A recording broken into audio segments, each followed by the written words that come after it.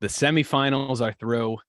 I wish we could be coming to you with some better results on PJ and my end, but that's not the case. But the ship keeps moving on. It's the Low Post Podcast. I'm Dan Ruggiero. I'm joined by PJ Thomas, and we're joined by a few other familiar faces because we're kind of not taking the hosting role today. We're giving you something a little fun. So I want to turn it over to good friend Commissioner Joey Zacco. He's going to fill you in on what we're doing here.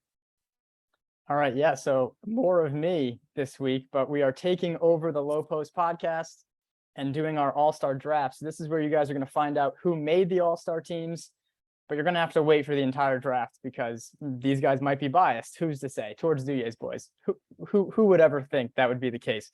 But we're also joined by Tim, who's going to help me break things down as these two pick, PJ and Dan. And I know Cade is planning on jumping in at some point. So if he does, we'll break down the picks. So we're going to draft. We're going to go back and forth. 1-1-1. You have your coaches, Dan Ruggiero and PJ Thomas. They'll be making the picks. So I'll cut to them. They can start with something like with the first pick in the Summer 22 All-Star Draft. Team Thomas selects, boom. Team Ruggiero selects, boom. I'll let them do that whole sentence when they make their picks.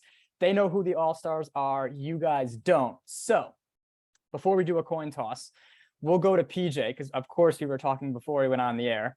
And he was saying he thinks whoever gets the first pick or the first couple picks, I know it goes back and forth, but whoever gets the first pick is going to win. So PJ, the challenge for you is, without saying why and or who that player is, why do you think that? Why is the first pick so important? So for what Danny and I were saying is we think between the two of us, the number one pick for the All-Star draft is pretty clear cut. We're both going to go with the same guy if we get the number one pick.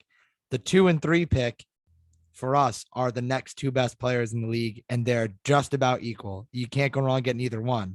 So whoever ends up with the consensus number one overall pick, and then who we believe is right there, you have two of the top 3 players in the league off the bat, and that's going to be tough to beat regardless. So that's kind of what we've been saying. Whoever gets the number one pick is probably taking it, but we'll see how the draft shakes out. You never know with some of these guys, so it could be a little bit different come game day, but we'll see how it goes. Yeah, and so just remember, this will also be on audio. So we're going to like verbally recap the teams as much as we can when Tim and I break them down. If you're watching this on YouTube, we will have something on the screen that will, show who's on what team.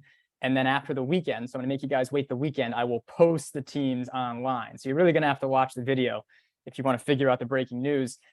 Before I even get back to you guys on that, we can go to Dan on like his outlook on what PJ just said. But it's an all-star game. So I understand the concept, but it's a little different from, Brian Heston going, balls to the wall for the full game in the semifinals, right? The players are going to coast a different style game. There's not a lot of defense on purpose. It doesn't mean all these players aren't deserving, but I would say, Gian Avendician's game is going to translate because he shoots a lot anyway. But, that to that point, right? I mean, Brian Heston impacts the game, but if there's not as much defense or, tip passes or whatever, not that he's not a great pick, but it's a little different, right? Maybe you're going to favor scorers over the better players, even though they are also all-stars. So Dan, on that note, again, without naming a player, we're going to make people earn it who's watching this.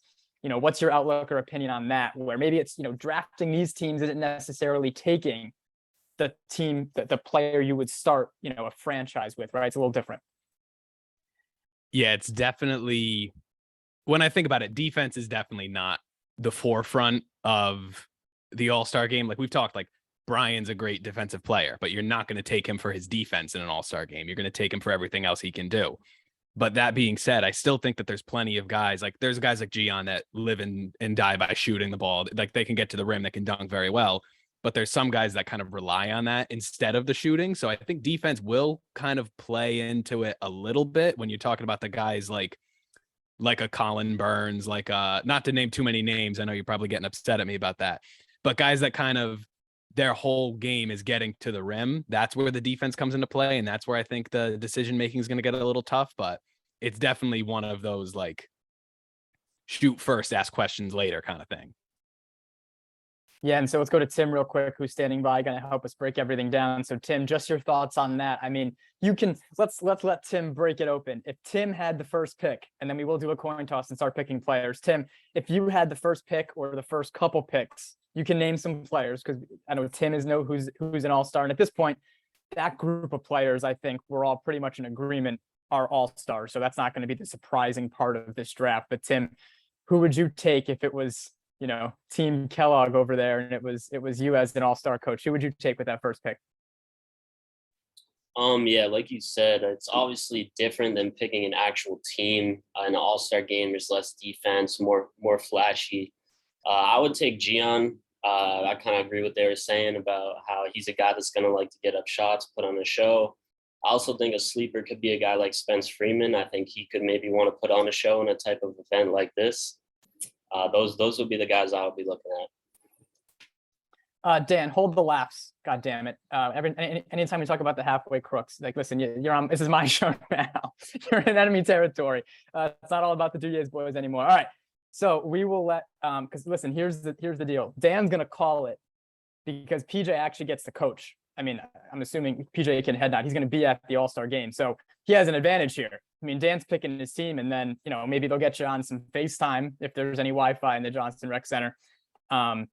But yeah, I mean, PJ gets to, coach this team where Dan, unfortunately, gets to draft them and then cross his fingers a little bit while watching the Snapchat and live feed. So Dan, you can, I'll let you call it before I even throw it instead of in the air because we're on Zoom. So heads or tails, sir? I'm going to give you a little vignette, a little story about this. Last year, or 2 years ago, rather, in my Super Bowl betting, I bet on the coin toss. I told myself tails never fails, and it failed me. This past year, Bengals Rams, I went heads, and it succeeded. So I'm going heads. All right. So let me switch this back over. We have heads for Dan. It is tails. God damn. I flipped it. I would show it is tails. All right. So that means PJ gets the first pick. And so we already broke it down. So we're going right to him. You get to make your first pick, give the spiel with the first pick in the draft, and then make your selection, PJ. I'm honored to have the first pick. So with the first pick in the 2022 Legacy League's Summer All-Star Draft, I am taking the Coventry Crusader himself, Gian Avedisian. All right, and I was just typing it in, so there you go. So let me get this on our big board, and we'll make another pick. But there you go. So I guess that was their consensus first overall pick. And so Tim, did Tim even tell us who he would? I think Tim kind of ducked the question in classic, analyst form. So Tim, is this who you would have taken, and what do you think of the pick? Yes, this is who I would have taken. I did say that. Yeah. Gian, I think, is a guy that definitely is a guy that you want to have in the All-Star game. He's going to be getting down the court, outrunning people. I swear, like when I watch him play, he's like the Energizer Bunny. He never really gets tired. He just flies around. So I'm sure he'll be a good fit in this game. Yeah, and so that goes right up against what I was saying as far as, the game that translates to an All-Star game format. So Dan, I don't even have the stats up. I don't think really people care. Let's have you recap the first two picks. So Dan, make your pick. Let's get one on the board for each of you guys. And then we'll let, Stat Guy over there, he's the second in the league and first in the league in scoring for Gian. But go ahead, Dan.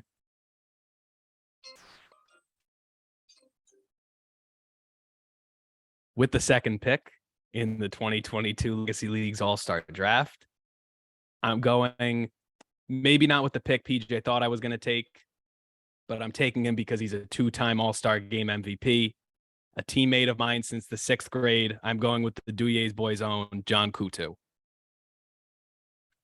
All right, and so 2 players off the board. I'm going to update the big board. Let's go back to Dan first. Give us your breakdown on those 2 players, and is that what was going to happen either way, or what do you think? I think they're 2 of the 3 that we had talked about. I think you'll see the third on the third pick because we all know that's what's coming next. But I think it was definitely a matter of Gian and then one of those next 2 guys. And you can argue either way for both of them, but I think in the All-Star game, John's a former All-Star captain. I think he had like 40 points in one of the All-Star games. I think it was like the winter 19 season. He had 40 points or something like that. But he definitely trends to this All-Star game setting a lot more, where I think that some guys will do play better defense in the regular season. John's a great defensive player, but no holds barred, no defense. I'm taking John all day. All right. And so as Cade gets situated, and we have it up on the board, let's go to Tim quickly on these first two. And then Cade, you can look at the screen at what's going on and what's happened so far. So PJ had the first pick, and then Dan followed up with the hometown pick. So Tim, thoughts on these first two? Yeah, I can't really hate too much on Dan's pick. He went with the hometown pick. I think it's a great pick. Obviously, he said John's had some success in the All-Star game before.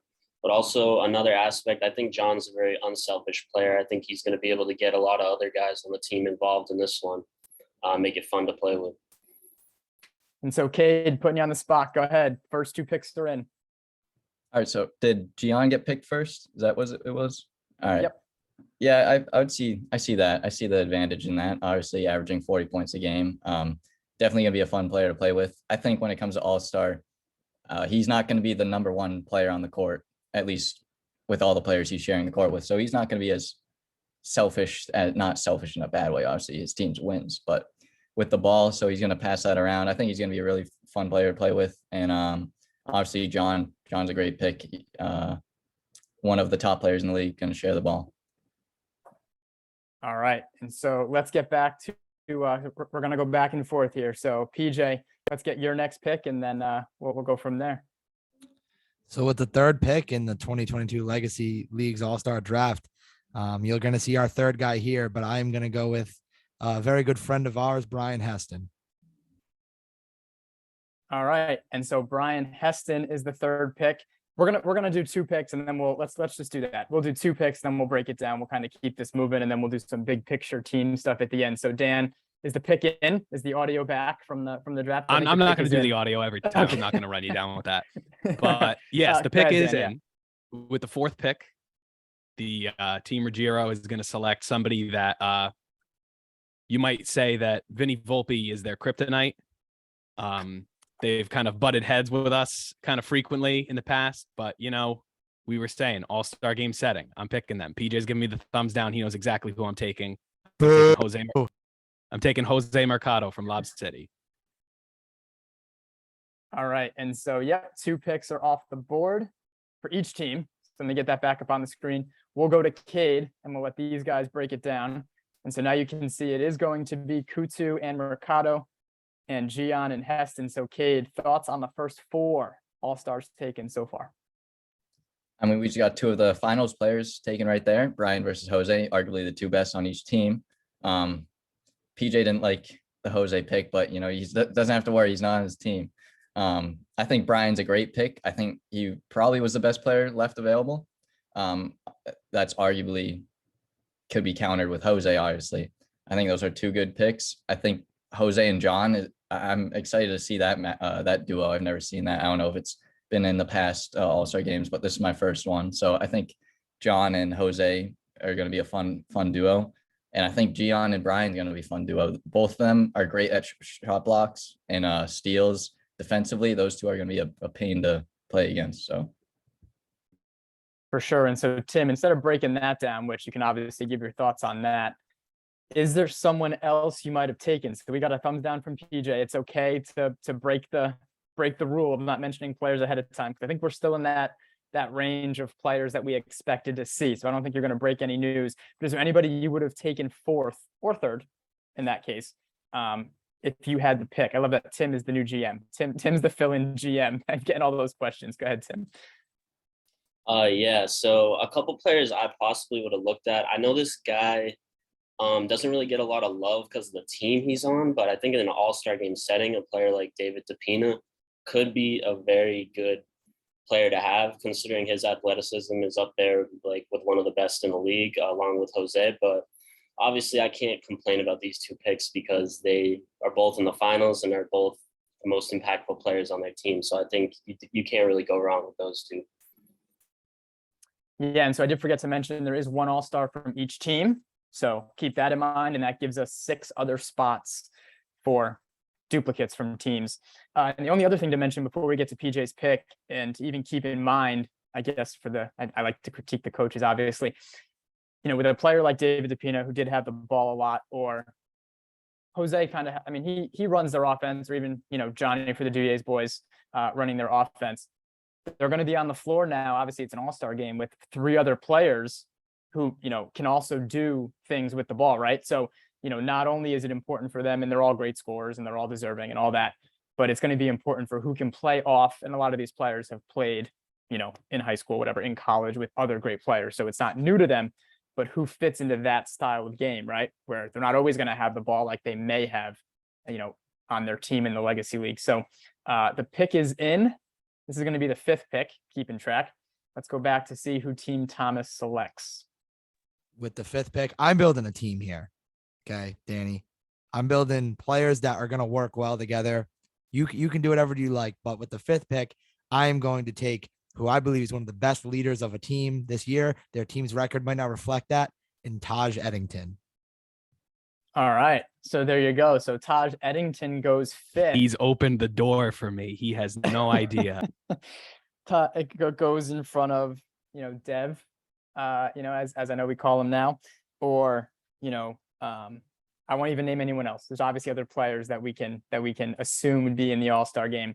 We'll let Dan make his pick, since the door is open. So the door is open for the 6th pick as well. Go ahead. PJ, I thought he was going to pick this player, and he picked their team. I'm going to show you that Sin City wasn't made for you. We have the clarification on the pronunciation. I feel like, did I mention this to you? Team Ruggiero is taking Devin Pina. Devin Pina. I'm still stuck on the Devin Devon. I know it's a joke, and we got to get his name right. Devin Pina will be the 6th pick. So there you go. So 2 players from Sin City off the board. We'll go to Tim this time to kind of give his breakdown, and I'll get the screen back up there of who's selected who, and then we'll even let we'll get through 4 picks, and then we'll let the coaches critique each other. I think that's the best way to start some shit, is just let them critique each other's team, right? Not their own. So Tim, go ahead on this one on the 5th and 6th picks. Yeah, so in the 3rd round, it's all Sin City round. They were one of my favorite teams to watch this year. Both these players can do a lot. I'm excited to see them face each other for the first time. Devin and Jose, that is quite the front court, though. I would not want to be facing up against them. Sorry, for sure. And Cade, thoughts on the first 3? I think Taj is one of the best defensive guards in the league. I think PJ is just locking down the paint right now. It's going to be hard for Dev to get into the paint. Jose, John. I mean, John gets what he wants, where he wants, but obviously Jose and Dev are known for throwing it down. So when you got Taj, Brian, and Gian all on the court at once, it's going to be hard to get the ball around and score. So, yeah. For sure. All right, we're going to turn that guy back off. We got 3 players on each team, 5 to go. So 10 more picks to be made. PJ, back on the clock. Go ahead. So it's going to be the 7th pick. Go ahead. So I'm going to critique Dan's team a little bit. I think Cade's on to my strategy here, because one thing that we failed to mention is, yes, the first 3 quarters are very heavily offensive. However, in the 4th quarter, when it matters, you see the guys turn it on. So to continue with my theme of locking down the paint, with the 7th pick, I'm going to take halfway crooks, defensive menace, Jeff Winchell. All right. See, Dan, that's how you suck up. See, I don't know what you were doing making a face about Spence Freeman. This is it. PJ's onto something here. So Jeff Winchell comes off with the 7th pick, the first member of the halfway crooks taken. We'll update that big board in a second. Dan, so your 4th pick, the 8th pick overall. Yeah, and I'm gonna, PJ wanted to make the critique on my team, so I'm gonna make the critique on his team. I don't think he realizes the locker room issues he's created on his team. I think those 2 matchups that we've had with the Warriors and Sin City, Gian and Taj are the 2 that are butting heads every time. I mean, Taj is the Gian stopper. I mean, at least he's not going to be stopping him this time, but who knows? Maybe one of them wants the ball more. Maybe that's going to cause some chemistry issues. I don't know, but that's tough. Not in my front office. Won't happen. You actually caught me at a bad time, because it's like, I could have taken Jeff there, but it's like, I don't know what direction I want to go. Do you need a minute? Is the GM No, flustered? I mean, Okay. no, actually, no, I'm good. I'm good. I know where I'm going. I'm going to double up on Lob City, and I'm taking my pick for most improved player, and that is Colin Burns. All right, and so there you go. So I'll get the board back up in a second. But yeah, so I did show everyone on this show the awards, and they're not out yet. So that's Dan's pick for most improved. We will be announcing those right after the finals. We like to drag out some stuff, but Colin Burns, a good season. Even looking at his stats, definitely improved from last season, and is definitely a bigger force for that Lob City team. So the second member of Lob City, and he'll be playing with his teammate Jose Mercado. So we'll go to Cade first this time through 4 picks. What do you like? What don't you like? Is there going to be, some camaraderie issues? I promise you there won't be. It's a freaking all-star game, but go ahead, Cade. Yeah, I like keeping Colin and Jose together. I think that's a great idea. They seem to control the offense on Lob City most of the time. But PJ picking Jeff, I knew exactly what his next pick was going to be after Taj. I knew he's going for defense. And honestly, Jeff, Taj, Brian, and Gian can all score. We know Gian can score. Dan's team's looking more offensive. But I think this is just a great clash right now. Obviously, offense versus defense every time, but it's going to be cool to see which one comes up on top. I think, I don't know if Taj and Gian, I think they made up at the end of their playoff game. So I don't know if there's going to be any butting heads there, but they seem cool right now. Yeah, I'm sure they'll enjoy playing with each other. That's for sure. So Tim, we're halfway. The teams are halfway built. So what do you think each team needs, or what are you looking for with the rest of each team's draft? What I think each team needs, I'd say Team Thomas maybe needs maybe like a microwave type of scorer that could possibly come off the bench. For Team Ruggiero, I would say maybe some athleticism off the bench. I don't really know. It's hard with these all-star teams, but I like how Dan kept the Lob City boys together. Colin and Jose play very well together. Colin's not really a player that needs the ball in his hands. Jeff isn't really either. So these guys can fit seamlessly in each team. So I think it's a great fit for both teams. Let me just summarize Tim's, past 8 days between 2 post games and this. So he goes from getting none of the picks against the spread right, okay, in the first playoff night, right? Then it's like, I had Lob City the whole time, so I'm sticking with him, and then sticks with him. Okay, so now he's like, I had him the whole time guy, right? So I'm not going to change my pick. And then he goes calling one of these all-star teams slow. That's basically what just happened. He just called Dan's team slow and unathletic. So, how dare he?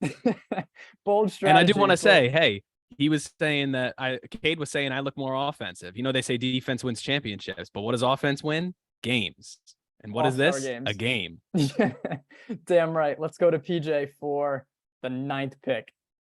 All right. So these guys got to stop exposing my picks because they know I'm going with a microwave scorer off the bench. This guy's either going to absolutely tear it up for me coming off the bench, but I'm sticking the halfway crooks together and I'm going with Jared Hansen here.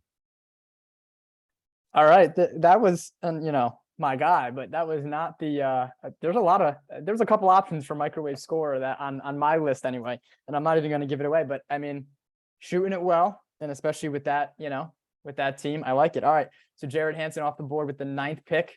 So Dan, are you gonna steal the other one of the others microwave scores? He's doing this. I think he's just scalping my picks. I think that's what he's doing. I'm not going to go 3 Lob City in a row. I just can't bring myself to do that. But what I am going to do is go to somebody that I was saying first 2 weeks was in that MVP conversation, ended up playing his way out of it. I still think he can shoot very well. I think he can score very well. Long live the basket hounds. It's Jaron Thomas from Only the Fam. All right. So the first member, and I'll get the teams back up here so you guys can keep track. I should do a recap of the teams as well. So I will do that before I get to the analysts. Let me share this screen and type that in there. This is Dan's either going to win the game or lose by 70. So that's my opinion on this. This is getting out of hand. And based on, his setting the spreads and all of his, predictions this season, he's probably going to win. So that'd be my luck with this whole scenario. But for the listeners who are not looking at the screen right now, PJ for Team Thomas has selected Gian Avedisian, Brian Heston, Taj Eddington, Jeff Winchell, and Jared Hansen. And then just to recap Dan's team really quick, Team Ruggiero has John Kutu, Jose Mercado, Devin Pina, Colin Burns, and Jaron Thomas. So we'll just keep rotating our analysts through 5 picks. We'll go to Tim. I forget who left off. Sorry. Tim, on the spot. What do you think of that last pick? I will say I was a little surprised to see Jaron Thomas this early, just because he slumped the whole like second half of the year. But I think in an all-star game, it definitely could work out. Jaron's the type of guy, he could be considered a microwave scorer. He was almost leading the league in scoring through the first couple of weeks of the year. Jaron's can be able to shoot, catch lobs, maybe not defend so much, but we'll see. With Jared, I think that's a guy you can just kick out and find out. He's pretty much the best shooter spot up in the league. I think he shot near 50%. I mean, that's a guy you can literally just kick out to, and hopefully he can get hot for you and make this a game that Team Thomas runs away with. All right, Cade. Yeah, your outlook on even the teams as a whole, because Tim did a really good job breaking down those last 2 picks, but even each team as a whole. Yeah, to quickly talk about the pick, I don't know if Jaron had to go this high, because obviously PJ is picking defense, and only the fam is not known for their defense. I don't know if PJ was eyeing Jaron. I think we could have waited a couple of rounds for that, but I think Jared being the 3-point shooter on the team, obviously we know Gian can shoot, Brian can shoot pretty well, but Jared is the best shooter I think drafted right now. Yeah, I don't want to ruin anybody's plans by going any further ahead.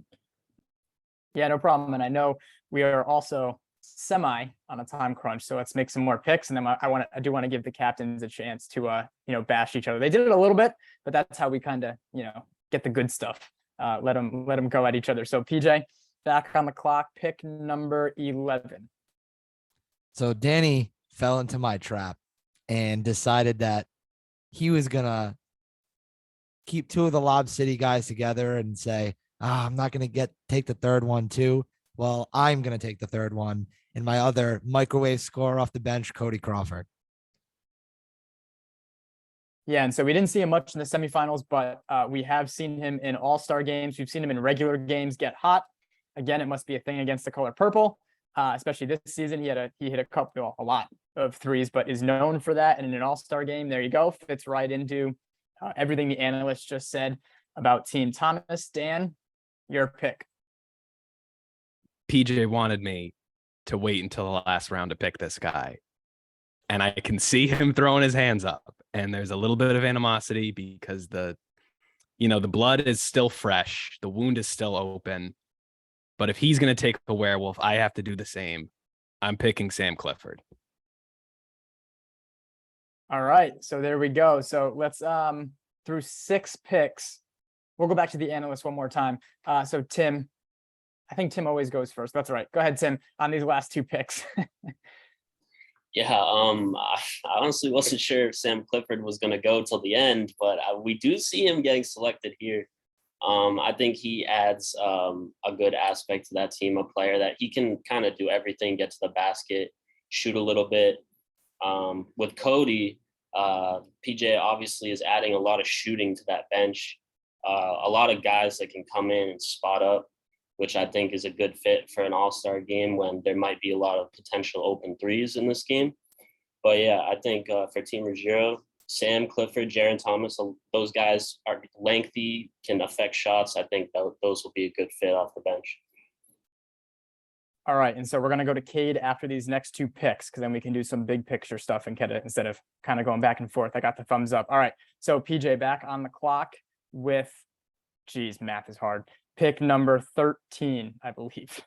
So Danny's out here playing D3 ball, picking Sam Clifford.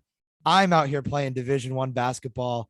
And with that being said, I'm going to take the player of the decade, potentially the best scorer on this chart, Charles Correa.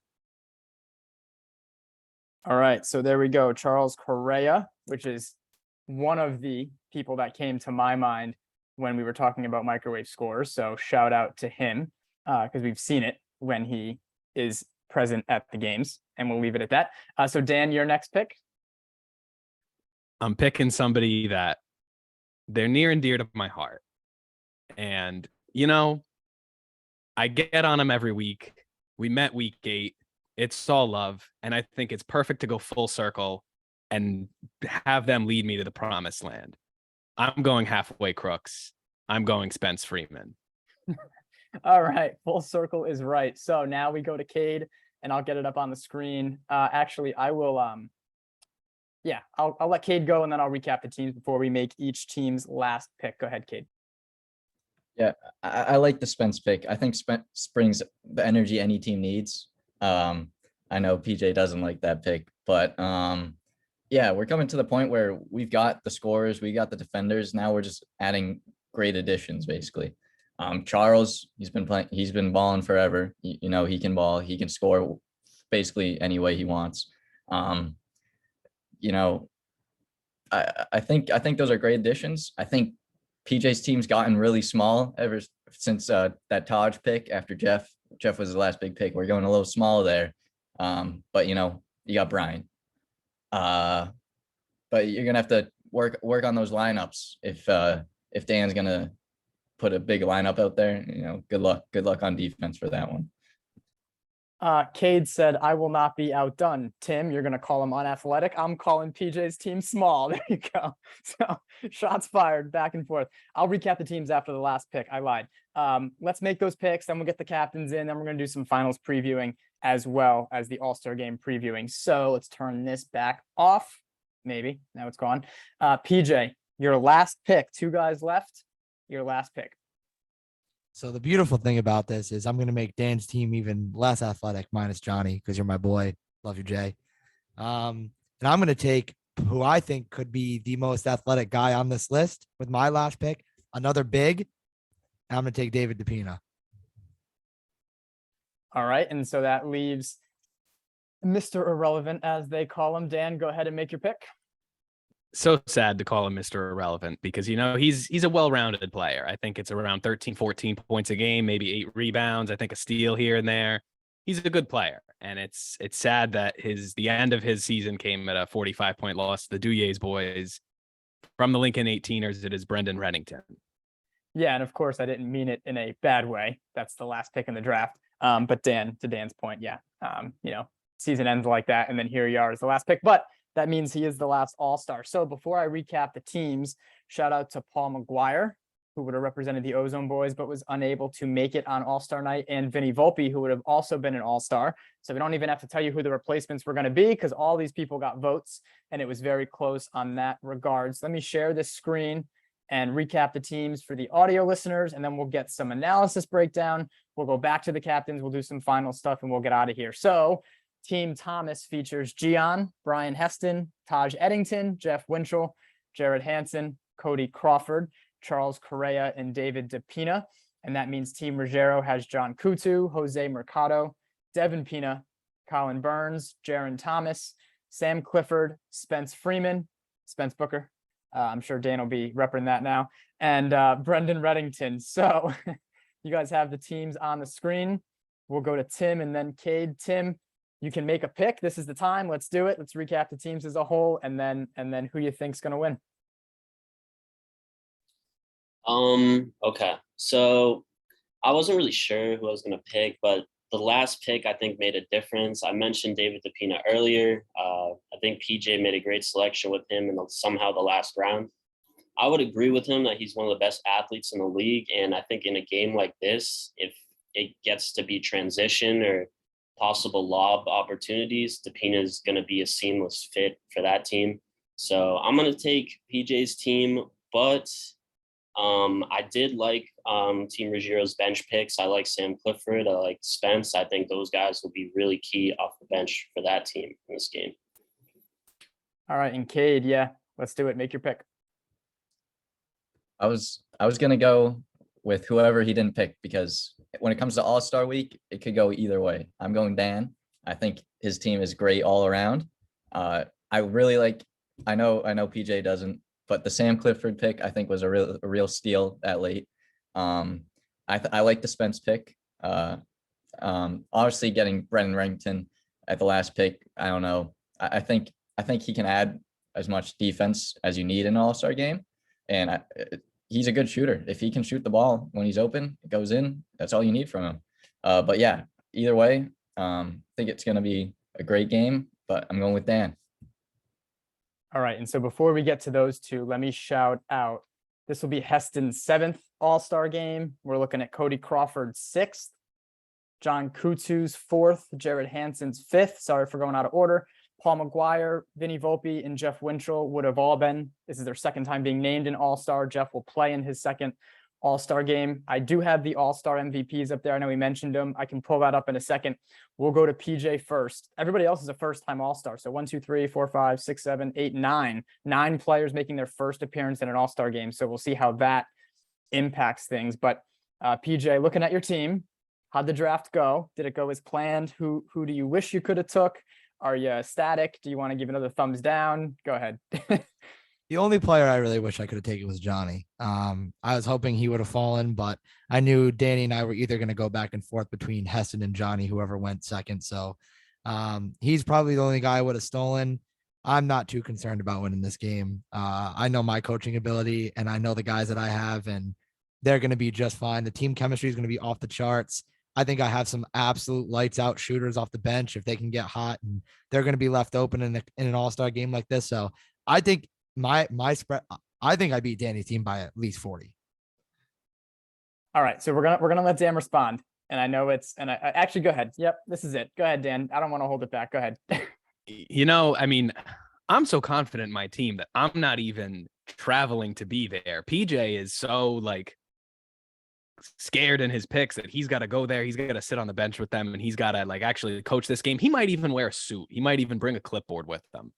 I'm just going to be maybe FaceTime me in. I'm that confident in my team. That being said, I do like his last 2-round picks.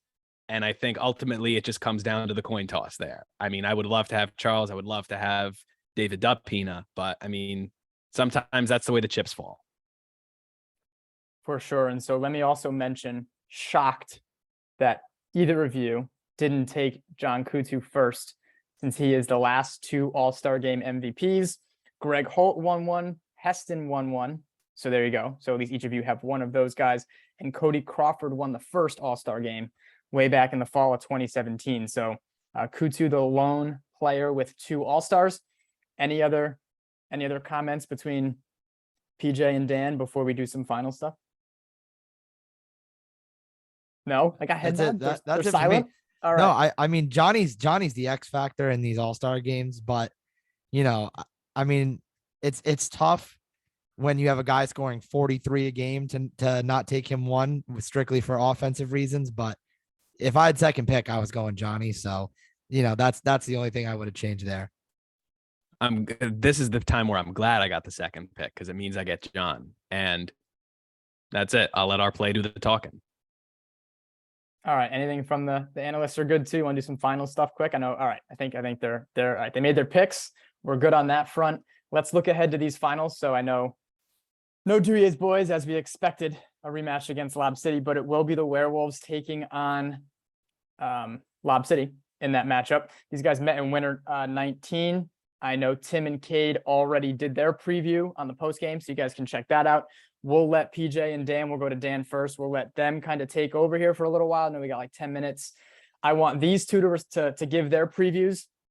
Dan can give you his spread for the game, which I know makes waves. And then does Dan take bets? Who's to say? And then let him set his spread. But then our 2 analysts here can respond to what Dan and PJ say about the finals. So I think that'll be the best way to do it. So Dan, still a sad day, I know, but a good matchup. And especially after that overtime win for the Werewolves, they head into the finals. They went in overtime with Lob City in 2019 in that finals, like we've talked about.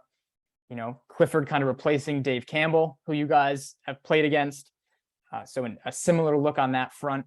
But Dan, your thoughts on this finals matchup? So the thing that's interesting to me, and I looked this up a couple of days ago to make sure I had the numbers right, because Lob and Werewolves are 2 teams that have been there since the beginning. They've played each other a lot. They have played, I believe it's 9 times. And the Werewolves have only won once.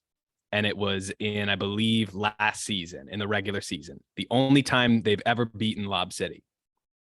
And these are two very good offensive teams. There's two very good defensive teams, but they kind of play to different strengths. Lob will play you tight, and then when it's time to blow it open, they'll blow it open, and the Werewolves will just make sure it's a low-scoring game all around.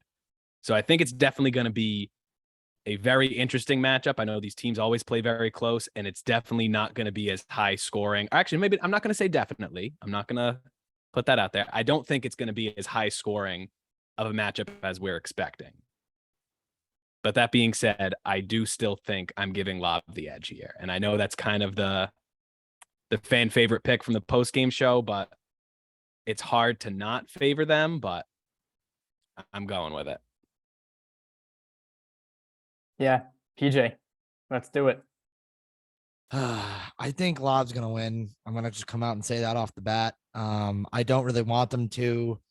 It's a double-edged sword here, because I would love for Brian Heston to get his first championship. He's a good friend of ours. He comes and hoops with us in the offseason, gets along with all of our guys. I'd love to see him win a championship. He deserves it at this point. I really don't want to see Sam Clifford win a championship, and I really don't want to see Lob City win another championship. So it's tough. So I'm going to say I want the Werewolves to win, but I just think that after those two guys, the rest of their bench is just not. There's really not a team that can compete depth wise with Lob. When you have a guy like Carl Lee coming off the bench and Cody Crawford's coming off the bench now, and it's tough. If they can let Jose shoot, then they have a chance to win it. Because as we know, just from his stats, he's not the best shooter. And I think Brian will do a good enough job at getting him out of the paint. So if they can force the ball into his hands, that's usually how like Vinny's been able to stop him. I mean, I think Lob probably runs away with it towards the end, but I would like to see a Brian Heston Finals MVP. I think he's deserving of it. So, Yeah, and so Dan, before we get to the analysts to kind of reflect on what you guys said, that spread, I don't even know if did you say it? I don't know if I said it on here we camera. go. I know I told you before we started recording, but I will say the factor in this, I think, was the spontaneous Jose return at the beginning of the playoffs. I think if we had this finals matchup and it was no Jose, it might be a little bit different. But full strength, all 9 Lob City guys against all of the Werewolves guys, I'm setting this line at 4.5. I'm going to come out and say I think final score is going to be 69-64 in that range. All right. And so PJ, based on that, make your pick against the spread, and then we'll go down the line and we'll make some picks. what did you say that you thought the final score was going to be?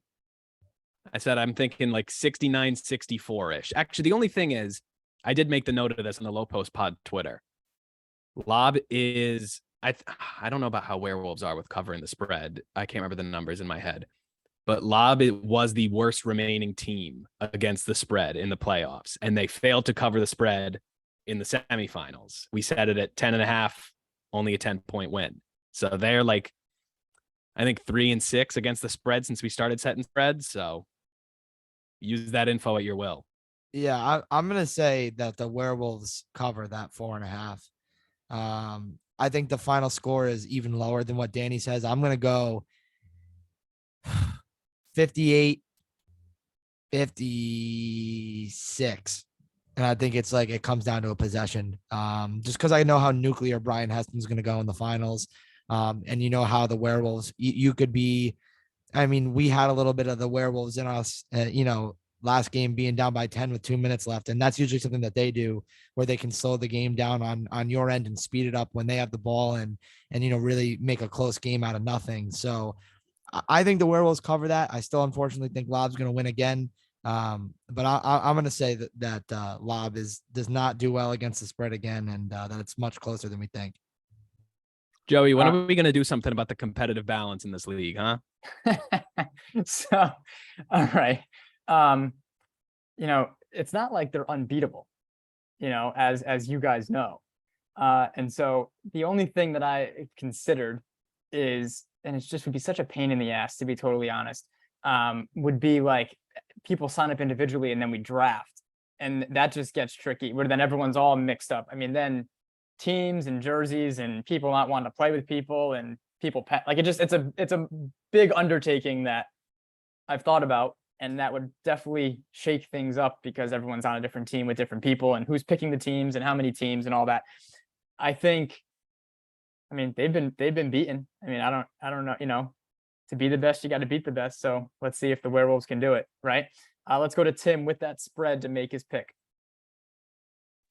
I kind of agree with PJ's assessment of this game. I think the Werewolves cover. I think the Werewolves are a team that can match up with Lob City as good as any team. They can protect the rim really well with Heston, Connor Harrington down low. I think those guys are going to be able to affect shots at the rim with a team like Lob that drives so much.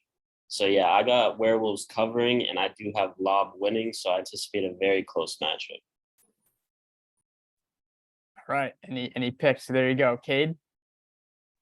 Yeah, I'm definitely liking this matchup. I think it's going to be closer than everyone's kind of thinking. I think maybe even a 1-point win is possible. Obviously, first game of the week or first game of the year, we saw Lob City beat Warriors by 50, and they only could beat them by 10 this week. I personally on the podcast a week before the semifinals said the Douye boys were just going to beat the Werewolves because they're a better team. And I was proven wrong. I don't want to doubt the Werewolves anymore. I think it goes either way. I think it's going to come down to the last possession of the game. I picked Lob City before the playoffs started, but I would love to see the Werewolves win. That's what I'll say. I won't say anything more. There you go. There's no putting Cade on the spot. Before we get to any closing things from Dan and PJ, PJ, I'm putting you on the spot. Anything, you know, you don't get to go a whole podcast without, you know, even talking about, I know we talked before we went on the air, but, you know, any comments about the semifinals and, you know, the overtime and, you know, because that's why people are here. You know, we made them wait 50 something minutes. You know, just to touch on that quickly, and then I'll say what's up next for the league and for the podcast, you know, next week, but go ahead. You know, I'm heartbroken after a loss like that. I got my 30 seconds to shine to go in and foul. So I did my part, but you know, I think, we didn't have the greatest game. That's not to take anything away from the Werewolves because we've played them a million times and they know how to beat us and we know how to beat them. So, you know, we knew this was going to be a great game. You know what you're going to get from Brian Heston, every night. And then, you know, I mean, he's probably the one guy that when we trash talk him, he knows it's all love because at the end of the day, he hangs out with us in the off season, plays with us. And, you know, he's just an unbelievable player. And I think, you know, in a game like that, when you have a guy who's as good as Brian is, it's like the Kevin Durant factor. It's like when you have the best player on the court at a given time, you know, it's tough to lose. And that night he was by far the best player on the court. I love Johnny and Vinny. It just wasn't, you know, the night that we're used to seeing from them. And I would say for us, a guy that really stepped up was Brian Yars. We're literally not even in overtime if it's not for him. And we were having a tough game. So, you know, I think we'll be back and better than ever for next year. But, you know, I think that the Werewolves can beat anybody in the league. I mean, we've said that from the beginning, even our game against them, I in the regular season, I know we picked them to win, but, you know, I think they can beat anybody on any given night.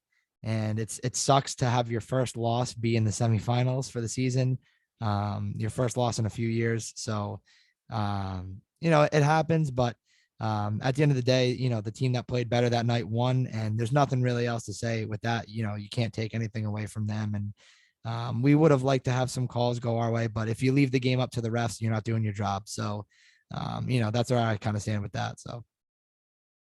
Yeah. And so before we get to Dan for closing thoughts about the Douye's boys, about the All-Star draft, and I'll let Dan close it out. I hope he's ready.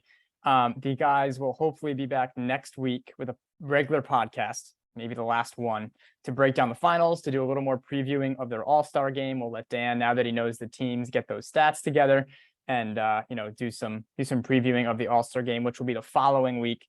And then, yeah, we'll do a post-game show from the finals. We have the finals on Tuesday. They'll be live on Instagram. We decided Instagram. We just got to work out some.